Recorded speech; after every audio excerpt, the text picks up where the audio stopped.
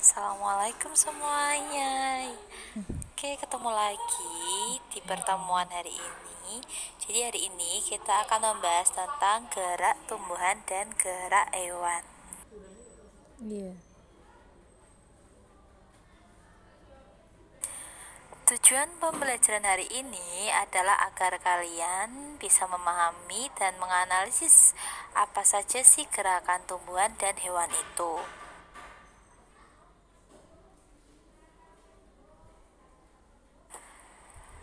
Ayo amati gambar di samping. Kira-kira ciri makhluk hidup apa ya yang menunjukkan gambar di samping itu?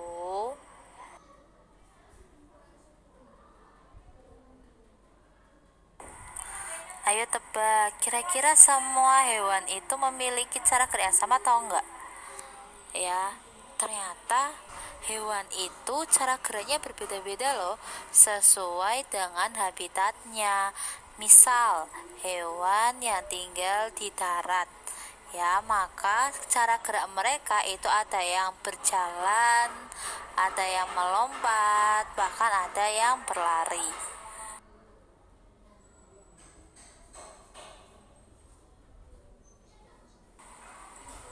Nah, beda lagi nih kalau hewan yang hidupnya di air maupun di udara. Jadi mereka yang beraktivitas di air biasanya mereka akan berenang seperti ikan maupun biota laut yang lainnya.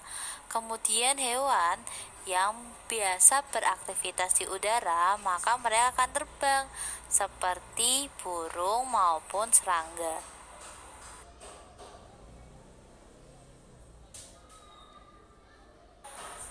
Ternyata bukan hanya hewan saja loh yang bergerak, tumbuhan juga bisa bergerak loh. Nah, bedanya tumbuhan itu memiliki 3 macam gerak. Yang pertama itu ada namanya gerak endonom, lalu higroskopis, kemudian yang ketiga adalah gerak esionom.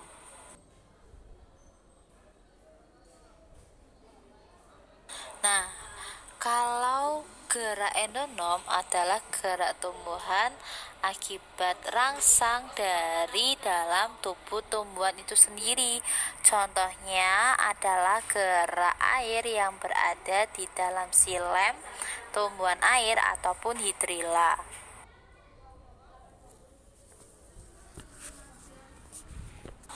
Yang selanjutnya adalah gerak higroskopis. Gerak higroskopis ini adalah gerak bagian tumbuhan yang diakibatkan oleh perubahan kadar air, seperti gerak membukanya kulit biji kacang polong.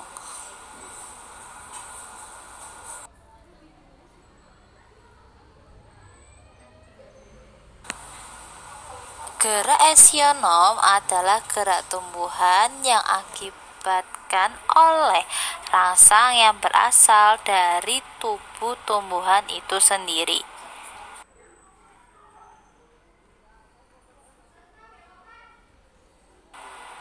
Gerak esionom itu ada 3 loh, ada gerak tropisme, nasti, dan taksis.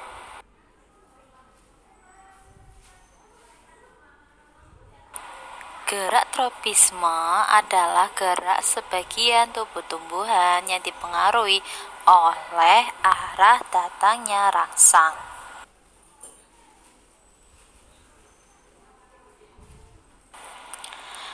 Tahu nggak sih bahwa yang namanya gerak tropisme itu ada beberapa loh. Yang pertama ada fototropisme, di mana gerak tropisme yang dipengaruhi oleh arah datangnya rangsang berupa cahaya. Kemudian ada geotropisme. Geotropisme ini gerak tropisme yang dipengaruhi oleh arah datangnya rangsang berupa gravitasi bumi. Kemudian ada yang namanya hidrotropisme. Jadi hidrotropisme ini gerak tropisme yang dipengaruhi oleh arah datangnya rangsang berupa sumber air. Lalu ada juga kemotropisme. Kemotropisme ini adalah gerak tropisme yang dipengaruhi oleh arah datangnya rangsang berupa zat kimia. Lalu yang terakhir ada namanya tikmotropisme, yaitu gerak tropisme yang dipengaruhi oleh arah datangnya rangsang berupa sentuhan ataupun getaran.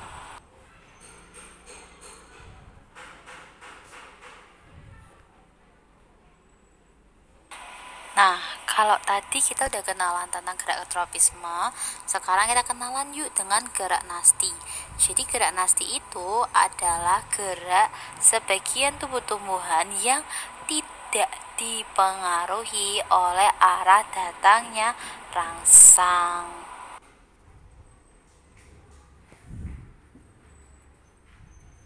Berdasarkan jenis rangsangannya, gerak nasti itu dibedakan menjadi 4, ya, yang namanya itu senifoter, seismonasti, di mana bentuk rangsangannya itu adalah getaran ataupun sentuhan, niktinasti, di mana bentuk rangsangannya berupa kelembaman, fotonasti, di mana bentuk rangsangannya berupa cahaya, kemudian termonasti, di mana bentuk rangsangannya berupa suhu udara.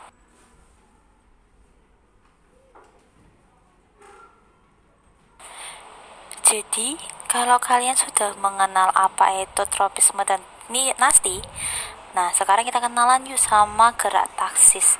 Jadi gerak taksis itu adalah gerak seluruh tubuh tumbuhan, di mana geraknya itu dipengaruhi oleh arah datangnya rangsang.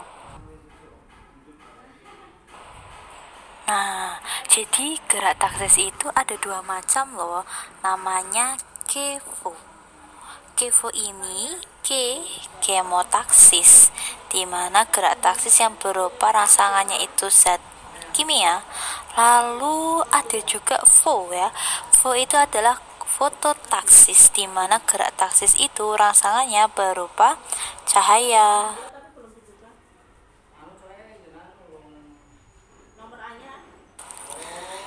Jadi sekarang kalian udah tahu kan gimana tumbuhan itu bergerak. Nah, biar kalian bisa tambah paham lagi, coba amati tumbuhan sekitar kalian.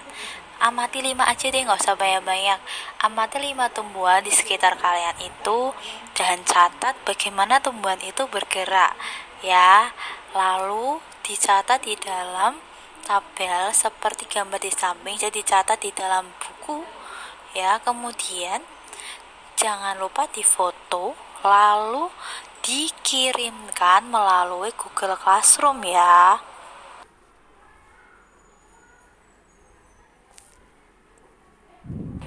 Sekian dulu ya materi untuk hari ini. Jangan lupa tetap semangat belajar ya, meskipun belajar di rumah. Sampai jumpa di pertemuan berikutnya. Stay healthy and be positive. Wassalamualaikum warahmatullahi wabarakatuh.